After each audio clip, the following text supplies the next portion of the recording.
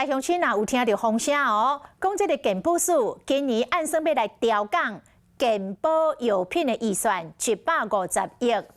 政府安尼一直甲健保的药价加工压价，药厂无利润，是互不少的民众担心，恐惊欠药的状况会更加严重。药师甲病院方面的推测，讲影响上大应该是用量上多3罐的药物。不过加在这药目前拢无欠，拢是真充足。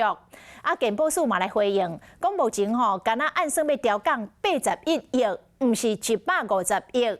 针对着市场已经咧欠缺的88款的药品，嘛未过来做调降，所以未有欠药的问题。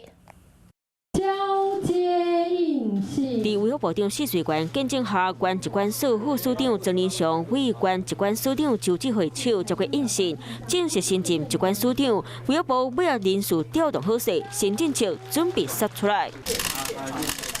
甲药倒伫咧盘顶，这是3高患者出院签的用药。我听讲健保署要来提750亿健保药预算，互各界烦恼欠药的情形会愈来愈严重。价格一直向下砍的话，有可能厂商它本身来讲，在一个成本上的考量，它可能会要去做一个相对应的调整，可能走空运的，我可能要改走海运或什么。继续一直降落来，压价药厂的利润，社区药局药水嘛愈高，用量上济，3个药恐惊会先受影响。应该还是属于慢迁3高的这个病患，它受到影响的层面是相对比较大。原厂或者本土的药商也会因为就是药价的不符成本而放弃生产。药局病院成本搁一摆压悬，健保署长赵忠良嘛来做出回应。需要调整的这个药价那么的品项大概是6000多项，那么总金额呢是在81.8亿，并不是外传的150亿。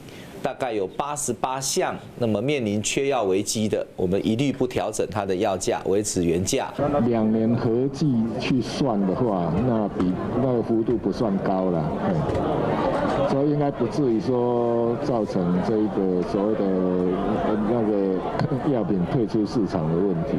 病院综合成本和民众用药的关系来决定敢要换药啊。不过院方嘛好药，药降价嘛是要考虑到用药的情形。有事没事赶紧转开华视，还没有订阅华视的 YouTube 频道吗？赶紧按赞、订阅、开启小铃铛，我们华视 YouTube 见。